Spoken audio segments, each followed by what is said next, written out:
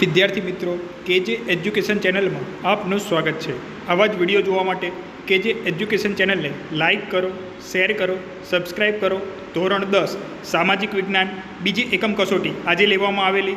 તો સૌથી પહેલાં જોડકાઓ આપેલા છે, તો જોડકા જોડો। પહેલું ઋગ્વેદની ઋચાઓ, તો તમને ઘણા બધા ઓપ્શન આપેલા છે। તો આપણે કહી શકાય કે વેદો, તો વેદનો અર્થ શું થશે? જ્ઞાન। તો 4 વેદ આપેલા છે, તો ઋગ્વેદ, સામવેદ, યજુર્વેદ અને અથર્વવેદ। ભારતીય સાહિત્યનું પ્રાચીનતમ પુસ્તક ઋગ્વેદ છે। એમાં કુલ 1028 ઋચાનો સંગ્રહ છે। તો આપણો જવાબ આવશે 1028 ઋચા। ઋગ્વેદમાં ટોટલ 10 ભાગમાં વહેંચવામાં આવેલ પુસ્તક છે। મોટાભાગની ઋચાઓ દેવોને લગતી સ્તુતિઓ છે। આ સ્તુતિઓ યજ્ઞ પ્રસંગે કરવામાં આવે છે। તેમજ આ ગ્રંથમાં સપ્ત સિંધુ પ્રદેશમાં વસેલા આર્યોની રાજકીય, સામાજિક, ધાર્મિક તેમજ આર્થિક બાબતોનું વર્ણન કરવામાં આવેલું છે।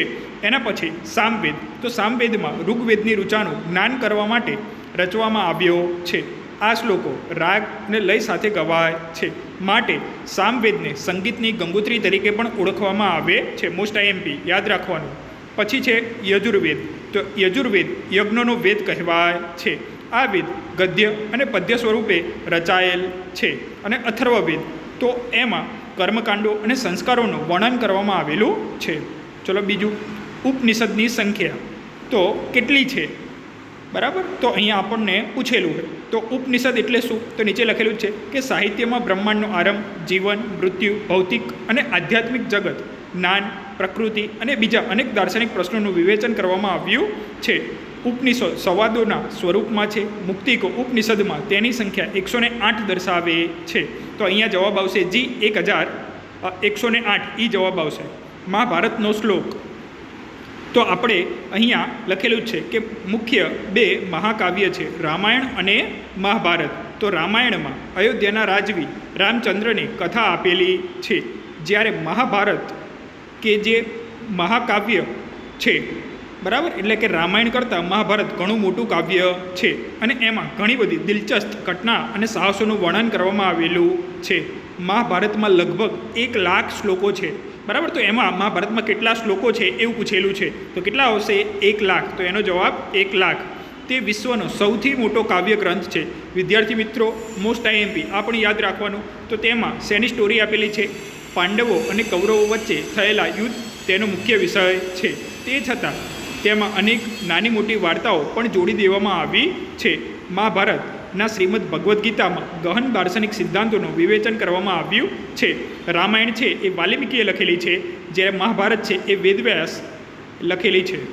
ચલો પછી ઋષિઓની ભાષા તો કઈ આવશે?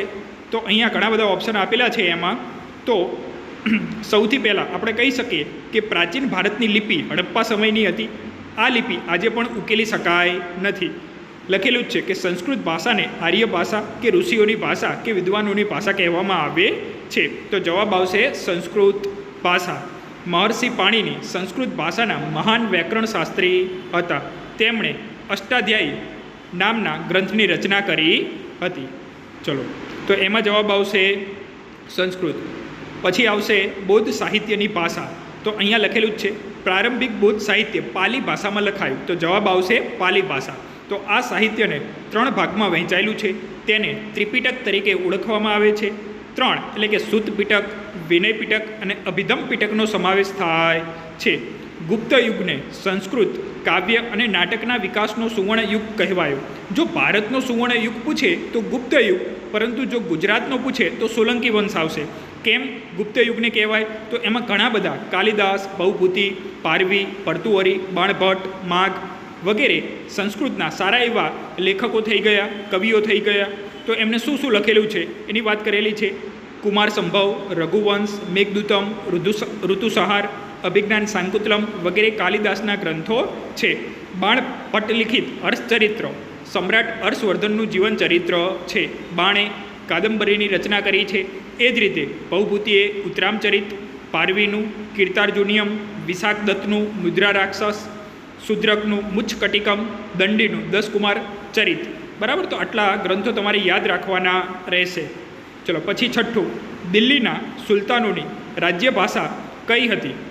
તો અહીંયા બીજા ફકરામાં લખેલું જ છે કે ફારસી ભાષા દિલ્હીના સુલતાનોની રાજ્ય ભાષા હતી. તો જવાબ આવશે ફારસી.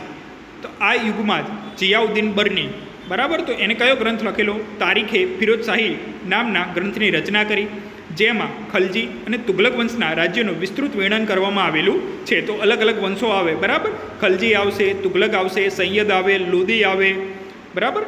તો તેમાં રાજકીય સિદ્ધાંતો ઉપર ફતવા એ જહાંગીરી નામનો ગ્રંથ પણ લખેલો છે. અને આ યુગમાં જ અમીર ખુસરો નામનો મહાન સાહિત્યકાર થઈ ગયો.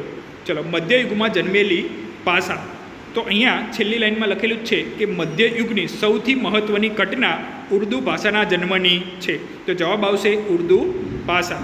તો આ ભાષામાં ઘણા બધા લેખકો કે કવિઓ થઈ ગયા. વલ્લી, મીર દર્દ, મીર તકી, મીર નઝીર, અકબર બારી, અસદુલ્લા ખાન, ગાલિબ જેવા મહાન કવિઓ થયા. તમારે એક કવિ યાદ રાખવાનો, ગાલિબ. તો ગાલિબ ઉર્દૂ ભાષાના કવિ હતા. ચલો, છેલ્લું, દ્રવિડ કુળની સૌથી જૂની ભાષા કઈ છે? તો દ્રવિડ એટલે કે દક્ષિણનો ભાગ આપણે તમિલ, તેલુગુ, કન્નડ અને મલયાલમ નામની 4 દ્રવિડ ભાષાઓનો સાહિત્યના આ સમયમાં વિકાસ થયો, જેમાં સૌથી જૂની ભાષા તમિલ છે. તો જવાબ શું આવશે? તમિલ ભાષા. તો તમિલ ભાષામાં ઘણું બધું સાહિત્ય લખાયેલું છે અને અલગ અલગ કવિઓ થઈ ગયા. આમાં રાજનીતિ, યુદ્ધ, પ્રેમ પ્રસંગ વગેરેનું કાવ્ય લખાયેલું છે. એથું તો કંઈ એટલે શું? 8 કાવ્યનું સંકલન. અને પથપાતું એટલે શું? તો 10 ગીતો. તો ધોરણ 10 આપણે બોર્ડની પરીક્ષામાં પૂછાયેલા 2024ના પ્રશ્ન, સામાજિક વિજ્ઞાન બોર્ડની પરીક્ષામાં 2024, 23, 22, 21ની સિરીઝ પણ આપણે આ ચેનલમાં મૂકેલી છે. તેમજ દરેક ચેપ્ટરના આઈએમપી, ધારો કે કોઈ પણ ચેપ્ટર હોય એના આઈએમપી અને બોર્ડની પરીક્ષામાં પૂછાયેલા પ્રશ્ન પણ આ ચેનલમાં મૂકેલા છે. તો આ ચેનલને લાઇક કરો, શેર કરો અને સબસ્ક્રાઈબ કરો. અને આવા